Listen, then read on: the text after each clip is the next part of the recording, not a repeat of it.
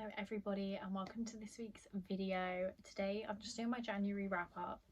I'm not going to do a February TBR in this because every single book I want to read in February is for a video, so that would give too much away. So I haven't got my books in order, which is annoying, so it's just a random order that I'm picking them out in. So this month I read You and Me on Vacation by Emily Henry. This was actually a reread for me. It's my first reread of the year. I want to reread all of Emily Henry's books and annotate them because she's my favourite author, so obviously I need to do that. This follows Alex and Poppy, who went on vacation together every year since college when they became friends, and they had a bit of a falling out, so they haven't been in the past, like I think it's 2 years they haven't done it. And then out of the blue, Poppy is like, my life's in a slump, I miss Alex, let's go on holiday together. So it's very good. It's got a then and now timeline. That's the only reason I've knocked it down in rating, because I don't get along with then and now timelines. I really struggle with them. Just like keeping track of it in my head is just a bit little. So this gets a 4.5 from me. As I said, Emily Henry is my favourite author. All of her books are a 4.5 or above for me. So this was a strong start. I say strong start, it's not the first book I read, but we have that. I also read A Christmas Carol by Charles Dickens. This is another reread actually, because I read this for my GCSEs and I got inspired after watching The Muppets Christmas Carol and wanted to see if I still enjoyed the book, because I did enjoy it in school. It's okay. It's a 3-star for me now. It's not something I'll be picking up again, I don't think. But in case you are unaware of the story, which I feel like not many people are, this follows Ebenezer Scrooge, who is a bit of, he's very anti-Christmas. He's not very charitable, he's not very loving, he's not very anything. And this all catches up to him in the form of 3 spirits visiting him on Christmas Eve. So he gets visited by the ghost of Christmas past, the ghost of Christmas present, and the ghost of Christmas yet to come. And it sort of is like an awakening for him. So 3 stars. I do think it's essential reading. I think everybody should read this at some point. It's got good messaging and obviously the writing is very classic. So 3-star, but do recommend if you haven't read it to pick it up. It's a good one, just as like general knowledge reading. Then, oh, these might be out of order actually. Let me see if I can find the others. I read 3 volumes of My Love Mix-Up this month. The story very much flows into each other because it's done in like a chapter style instead of like this is a separate book to the last one. So all of these got a 4-star from me. I have talked about this so much on my channel. I think I've read every single one of these in a video.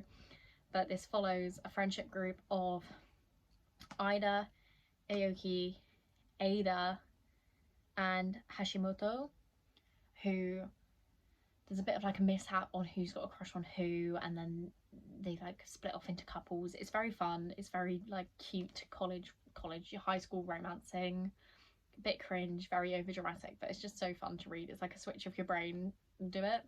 And they are manga, so they are all pictures, which makes them very easy to read and boost your Goodreads goal if you have one. So enjoyed these. I do love this series.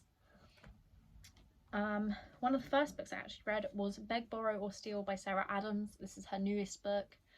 This follows Emily and Jack, who are like college rivals turned workplace rivals because they work in the same school. And then Jack ends up being her neighbour, so it's like a forced proximity thing. This was so good. The banter was amazing. I think I gave it a 4-star originally, but it's probably more of like a 4.5 because I really loved it. I just didn't get the 5-star feelings. So this is like a very run-of-the-mill, if you've read a Sarah Adams book, you know what you're getting into kind of thing. And this is the 3rd book in the interconnected standalones of When in Rome and Practice Makes Perfect. So this is book 3, but I loved it. It's so good. Then we've got a book that was not so good, which is After Midnight by Irmgard Kuhn. This is set in Nazi Germany and follows a 19-year-old who wants nothing to do with it. She just wants to drink a beer in peace. And that is kind of all I can tell you about it. I don't really remember much about it. It's really short, which makes it even worse that I just wanted to DNF it the whole time I was reading it, but I didn't. I got through it. It just wasn't for me. The writing style, the setting, none of it was really my kind of thing.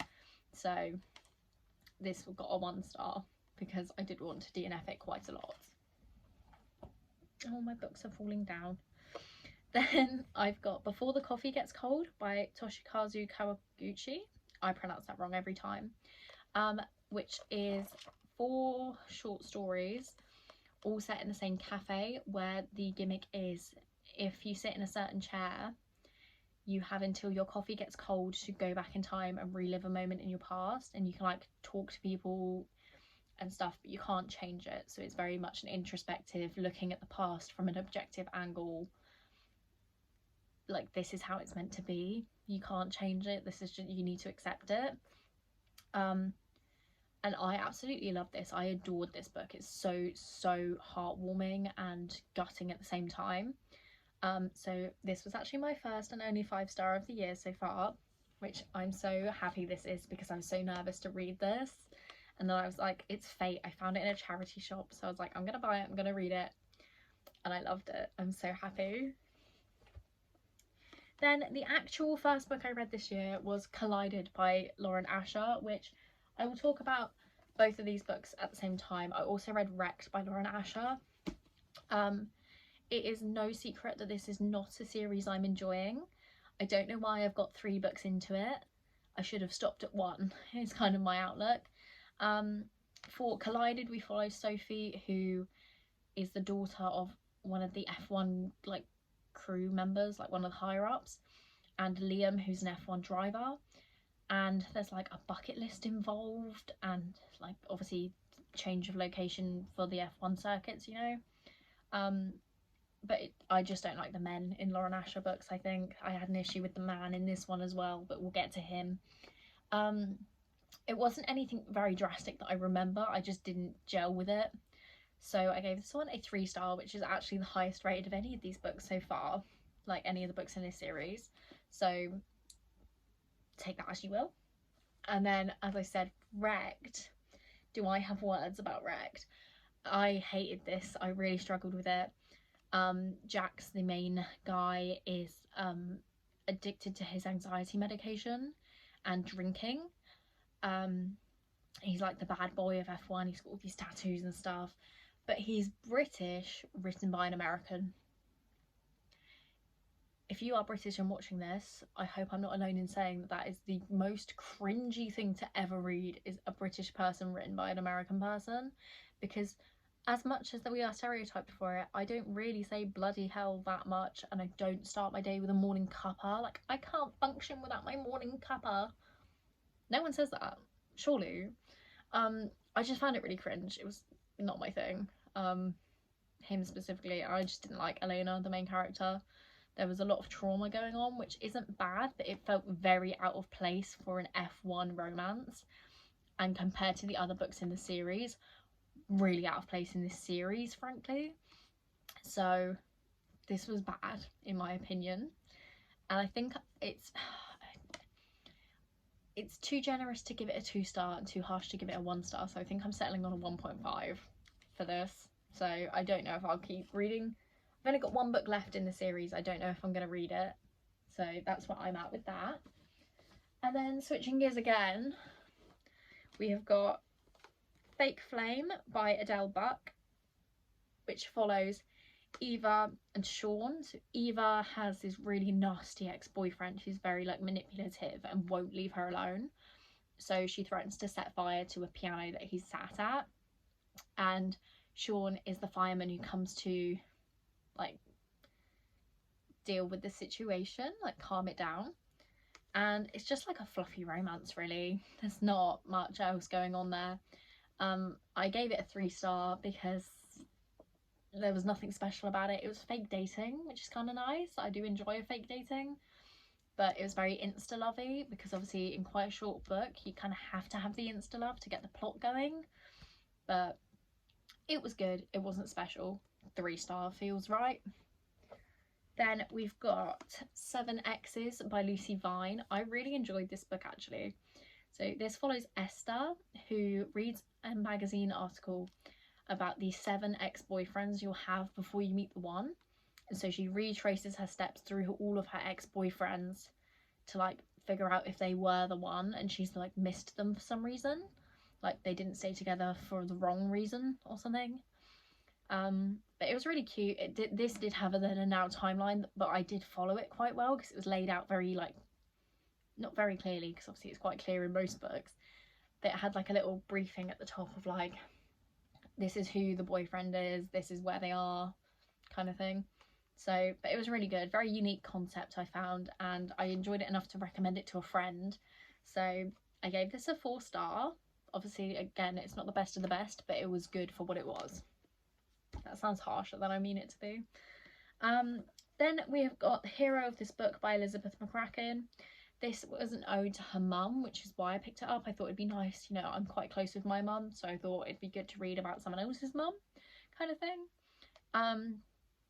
But I just found it really, really dull, which is very harsh of me to say about someone's mum, but I think it was the writing style I didn't gel with.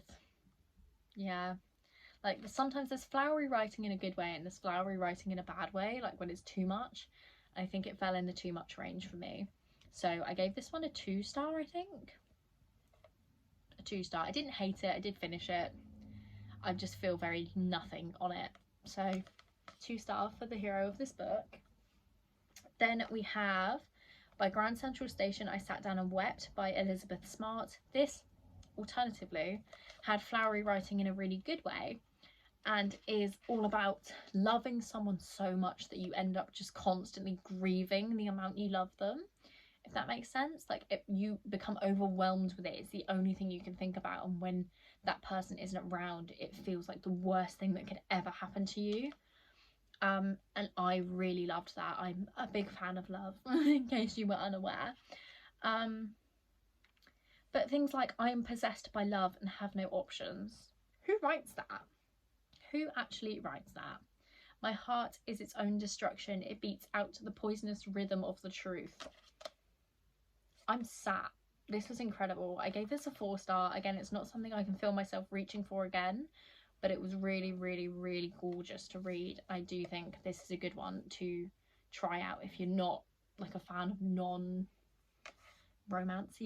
books, because it's not like a romance book, but it is romantic, you know. So I gave this one a 4-star. I did enjoy it, which surprised me greatly. Then we've got The Door-to-Door Bookstore by Carsten Henn. This is a German translated book which follows Carl, who is a bookseller at a local bookstore. He hand delivers books to his customers based on his own recommendations for them.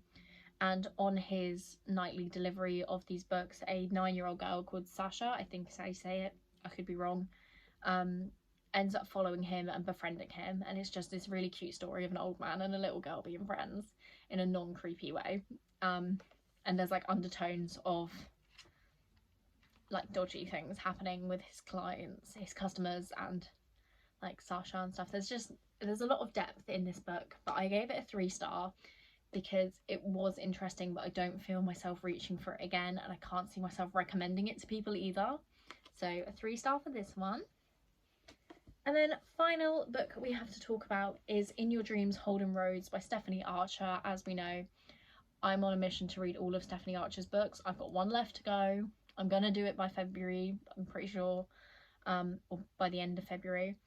But this is book 3 in the Queen's Cove series, which she wrote before the Vancouver Storm. So if you've read Behind the Net, The Fake Out and the Wingman, this comes before that. And as this is the 3rd book, this follows the 3rd brother, Holden, who is extremely grumpy, and that is basically the only thing he has going on. And Sadie, who I think her aunt passes away and leaves like a rundown inn to Sadie and Holden for them to do up, and it's like a bonding moment for them. This was okay. It's not my favourite thing I've ever read. It's not my favourite thing I've ever read by Stephanie Archer. So again, this was a 3-star. I think a lot of the books I read in January were underwhelming, but then I had some really like standout ones, like Before the Coffee Gets Cold and by Grand Central Station. I sat down and wept. Those two stood out to me. I don't think the others. By Borrow and Steele as well. That was one that stood out to me.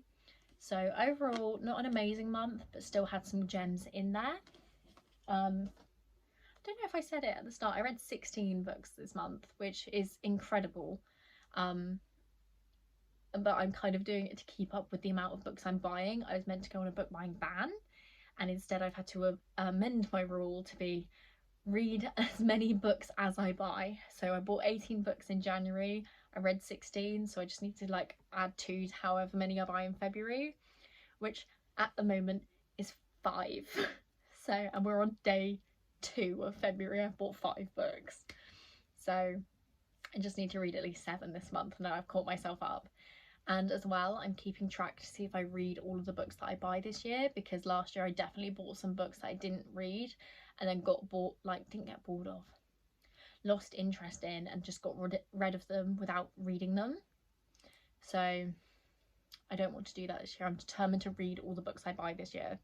So on that note, thank you for watching. Let me know your favourite read of January down in the comments. Let me know if you've read any of the books that I read. That would be fun to talk about. And I'm on a mission to get to 200 subscribers by the end of 2025. So if you aren't already, like, subscribe, all the YouTubey stuff. I would greatly appreciate it. And I love seeing people's interactions on my videos. It makes me feel really